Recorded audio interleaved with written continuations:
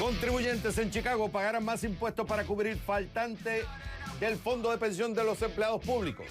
Una muestra de lo que se viene en los Estados Unidos con el sistema de pensiones. Lo discutimos. Vamos a ir en contexto. Primero, en Chicago hay 4 fondos de pensiones. Uno de ellos solamente tenía 32 centavos de cada dólar que le promete a los empleados públicos. 32 centavos de cada dólar. En inglés se llama underfunded. No tiene los fondos suficientes. Bueno, el resultado es, ¿cuál es la solución? Hace unos días nos enteramos, el alcalde de la ciudad aprobó, lógico, con los políticos de la ciudad, acordaron que van a aumentar los impuestos. O sea, los contribuyentes van a tener que pagar por ese fondo, por ese faltante del fondo de los empleados públicos que se jubilan. Y les voy con más datos. Esto es solo una muestra de un serio problema que hay en los Estados Unidos. Se estima, entre conservadores y más liberales, no me refiero desde el punto de vista político, sino en las estimaciones, entre 1 a 3,4 billones, trillion in English, de fondos faltantes para cubrir las necesidades de los retirados a nivel local, estatal.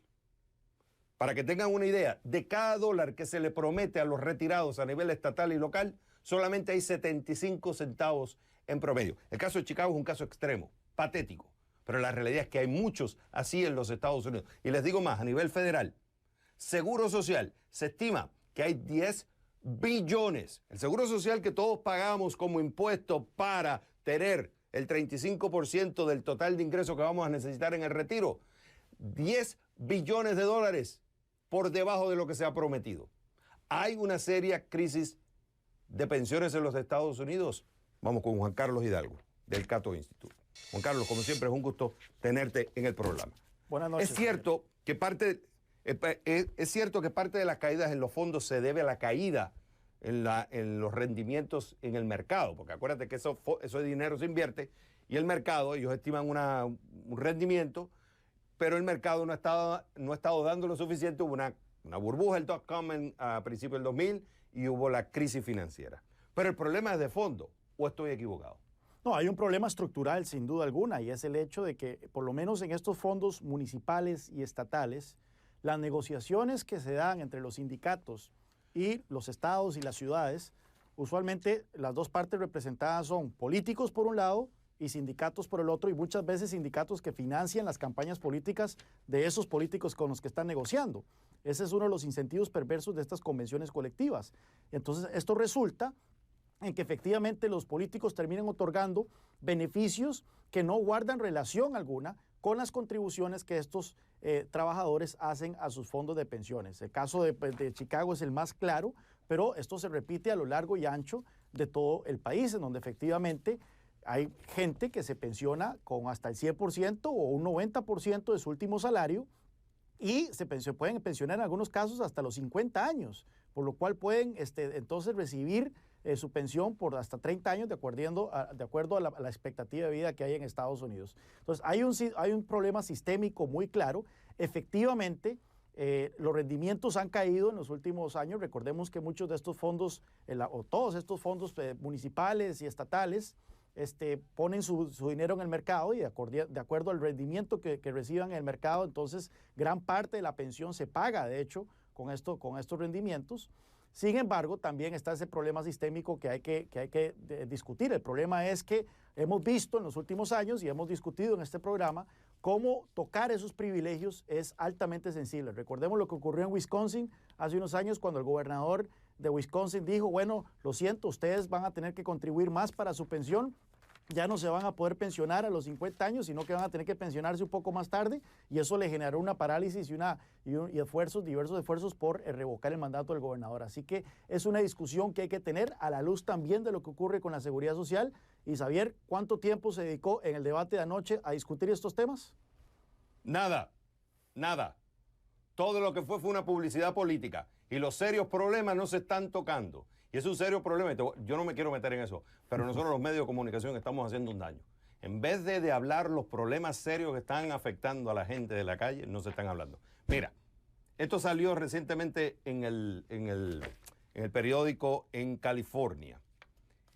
habla sobre el pension gap. Mírate esto. En 1999, el entonces gobernador Davis aprobó una ley para que se le subiera la pensión a empleados públicos. Hoy, ese gobernador está diciendo que si supiera lo que sabe hoy, no la hubiera firmado.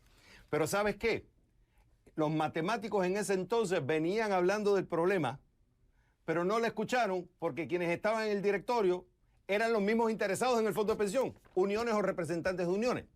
Entonces, lo que quiere decir que hay un serio problema que se le está prometiendo a la gente más de lo que se puede pagar y el resultado es que quien tiene que pagar son los contribuyentes. No se está hablando del serio problema que hay del seguro social, pero se está pateando la lata. Tanto Donald Trump patea la lata, tanto Hillary Clinton patea la lata, pero el resultado es que nosotros seguimos pagando el seguro social y no sabemos si mañana vamos a tener dinero porque nadie quiere atacar ese serio problema. Xavier, en ese momento, en esa discusión que hubo en California en 1999, los sindicatos fueron los que financiaron la campaña política del gobernador Davis y él estaba con aspiraciones presidenciales. Claro que él tenía los números en ese momento, pero no le era políticamente conveniente enojar a los sindicatos.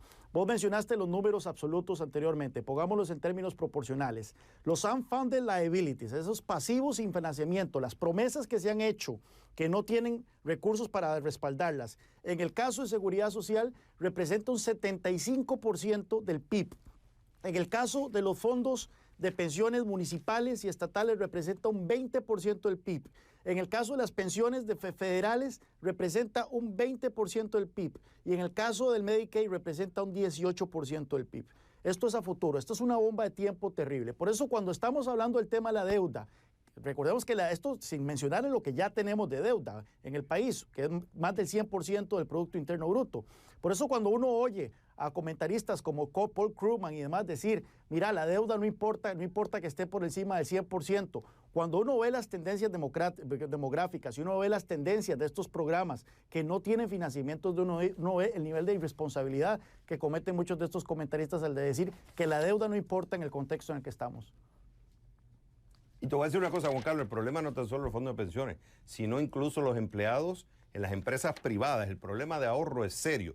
Tengo estadísticas acá del Boston University. Entre las edades de 55 y 64 años, entre 55 y 64 años, 1 de cada 3 no tiene ahorro para el retiro. Entonces está confiando en el Seguro Social y el Seguro Social solamente va a cubrir máximo el 35% del ingreso actual.